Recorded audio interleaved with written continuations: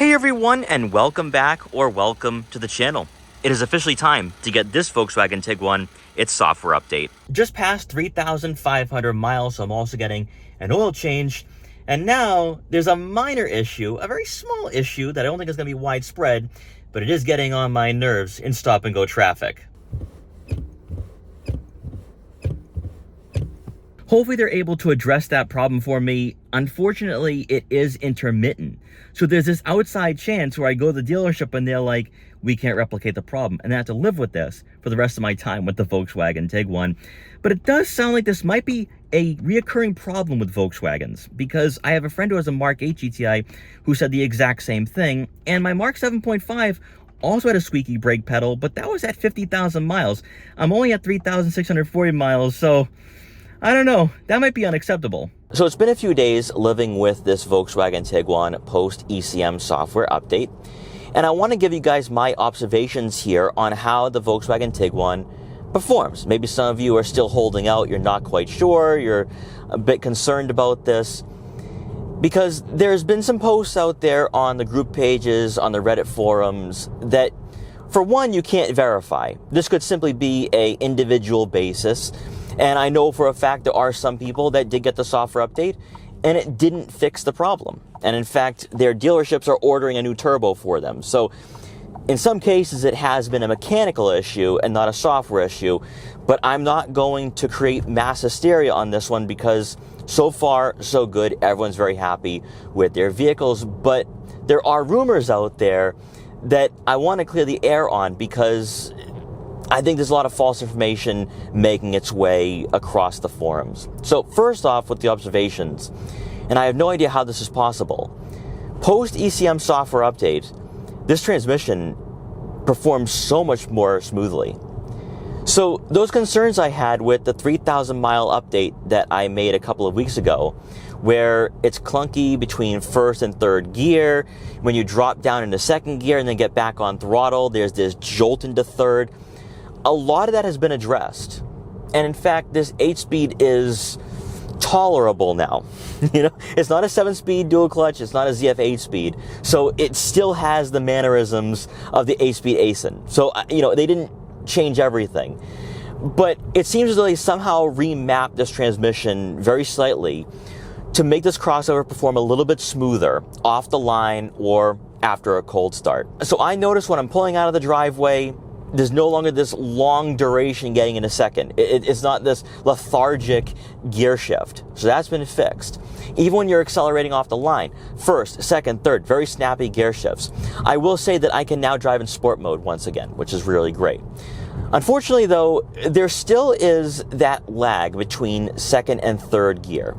And I'm beginning to think that maybe it's possibly turbo lag and not the transmission necessarily. But post ECM software update, it's not as aggressive. So hopefully from here on out, this crossover feels a bit more smooth and refined than it did before. And I'm noticing those incremental improvements almost immediately. I went out for a longer drive after getting the software update, and I'm like, all right, so it is driving well. And I'm hoping that it's not anecdotal, but I can definitely tell for sure this transmission is so much more smoother than before. The next thing, which really isn't an observation that I have, but rather just to ease some concerns, is the performance.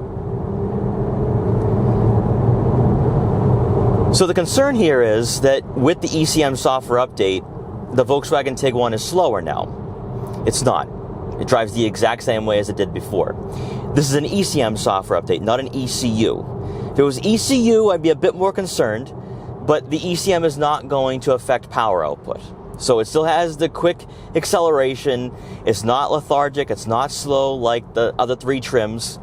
You're still going to have fun. It's going to feel dynamic. It's going to feel sporty, especially in sport mode. And that leads me into the next observation, or really the last observation here. And that is when you're scrolling through different drive modes. Maybe some of you have experienced this before with your Volkswagen Tiguans. I know I have with this one. So when you are in comfort and you want to get frisky, you want to have some fun, and you put it in sport mode, if you're rolling, say on a highway, there's this violent switch getting into sport mode and you feel that jolt again. That is no longer the case here. So what they have done here with this ECM software update is not only just for the turbo, but I have a feeling with the transmission too. So they've remapped something. It's not the performance, has nothing to do with the power output. They've remapped this transmission and turbo and making it perform smoothly and I think more complete than it was before. You know, they weren't working in tandem, and they are now. Getting into what this software update doesn't cover, what it doesn't change, what it doesn't address, is your infotainment system. So all the minor tech glitches that you experienced with this Tiguan over the past 3 to 4 months stays here. I mean, it's not going to fix your camera systems that might black out. It's not going to fix some of the glitches on the touchscreen. So when you go to your system settings and you check out that software number, it's 2756. That has gone unchanged here because that number is for the infotainment system and not the turbo, not the engine, nothing like that. So basically all this software update is just to address the sensor issue and software issue surrounding the turbo, and supplementing that is giving us a smoother transmission. So performance-wise, I think that we've seen some improvements here. It's just that all the other tech glitches that we've experienced, that unfortunately does not get fixed and probably won't get fixed until the 2027 model arrives, I think, near September or October of this year. Also, this leads me into probably the more important part of this video, and that is the success rate and also the fact that this software update doesn't fix every Volkswagen Tiguan SEL R-Line Turbo. So just over 2 weeks after this software update was released, and looking at the feedback, looking at the comments, the DMs I've been receiving, and looking at the posts on the ownership forum pages and group pages, I'm going to say you're looking at a 95% success rate, which is really great here. That's higher than what we saw out of Audi with their software updates. So we're moving in the right direction with the Volkswagen Tiguan. Unfortunately, though, and this will happen for any vehicle, even the most reliable brands, doesn't matter if it's Toyota, Honda, whatever, there's always going to be that one vehicle that's going to be a problem, that's going to be a lemon.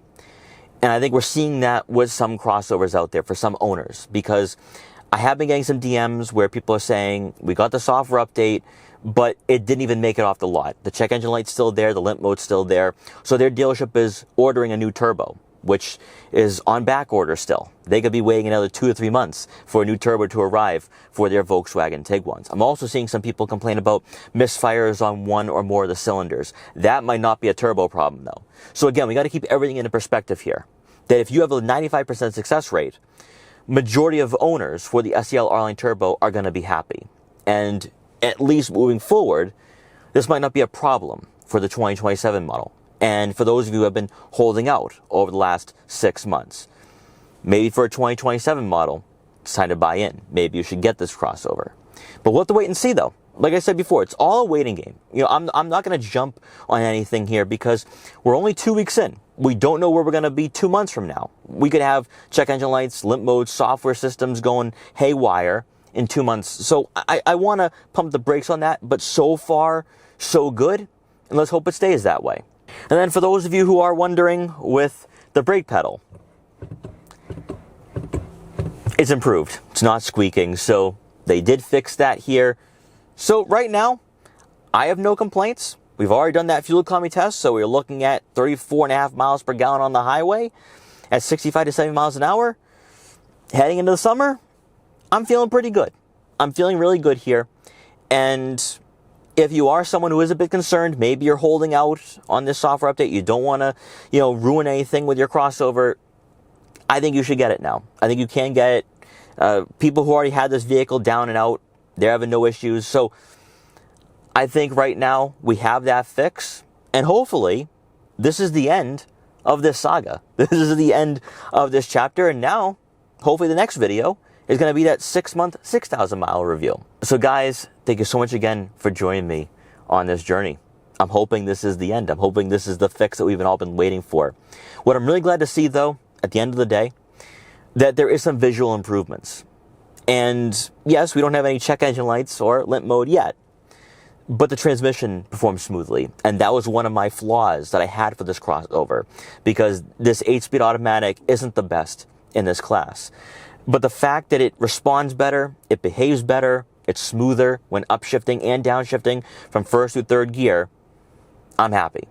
So guys, once again, thanks so much for watching. Take care, and I'll see you guys next time.